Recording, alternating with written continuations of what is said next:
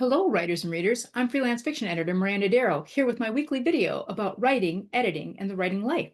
This month, we're talking about a new featured subgenre, and it's Cli Fi. It's a relatively new subgenre of stories, often science fiction or dystopian, but not necessarily, that feature climate change as a main theme and plot driver in the story. So let's jump in and talk about writing Cli Fi. Let's face it, the planet's been through quite a bit lately. Fires, floods, heat domes, disappearing coastlines, and that's just the stuff in the news cycle.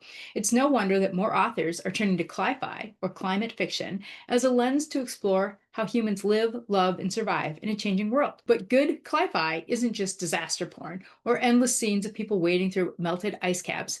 The best of it takes a global scale problem and makes them personal.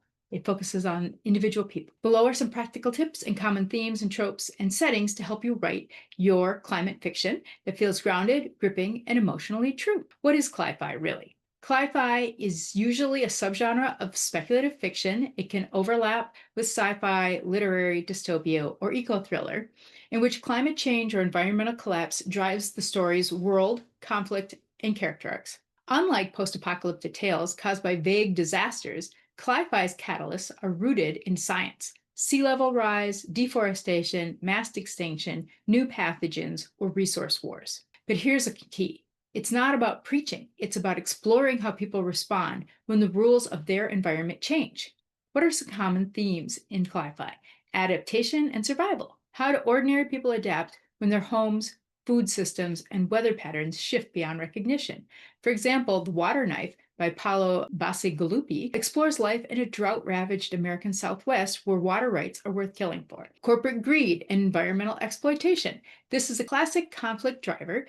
Climate collapse as an inevitable result of unchecked capitalism or political apathy. An example for this is Kim Stanley Robinson's Ministry for the Future, which uses a global lens on policy, protest, and corporate power. Hopepunk and regeneration. Not every Cli-Fi story needs to end with ash and dust. Solar punk subgenres often visions of communities rebuilding with creativity, resilience, and renewable energy. For this, think of Overstory by Richard Powers or Parable of the Sower by Octavia Butler, one of my favorites.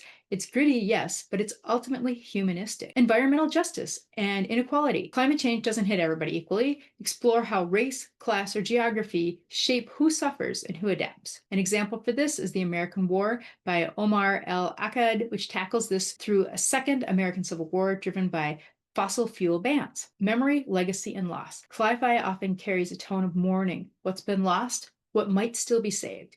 That emotional weight can help power your character's internal arcs. What are some tropes that work well in Cli-Fi? One is the reluctant survivor, a character who didn't choose to lead but must adapt to protect others. Nature as an antagonist. Floods, fires, or droughts aren't the villains, but they definitely challenge human arrogance. Found family in collapse. Post-crisis bonds formed among survivors reflect humanity's adaptability. And corporate cover-up. Environmental conspiracies provide moral stakes and thriller tension. And then there's scientist prophet, a Cassandra-like figure who saw it coming but can't make anybody listen. The fragile archive, lost data, dying libraries, or surviving ecosystems that hold keys to renewal. Pro tip, don't rely solely on spectacle for melting glaciers and snowstorms. The power of Cli-Fi lies in its quiet moments. When a character realizes that their grandmother's garden can't grow vegetables anymore, or when a map of the world no longer matches the terrain. Common settings and story worlds. First is the near-future city. Urban centers are strained by heat waves, energy rationing, or tech-driven inequality. This is ideal for eco-noir and social-political thrillers.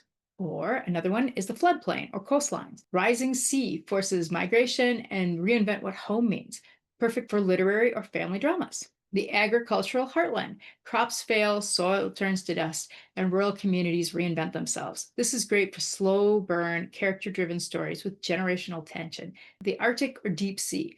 Exploration tales with moral and environmental overtones. What happens if we drill too deep? Excellent for speculative and adventure-driven narratives. And the eco-compound or survival enclave. Think small groups trying to rebuild sustainably after a collapse. This is a strong choice for hope punk or philosophical stories about human cooperation.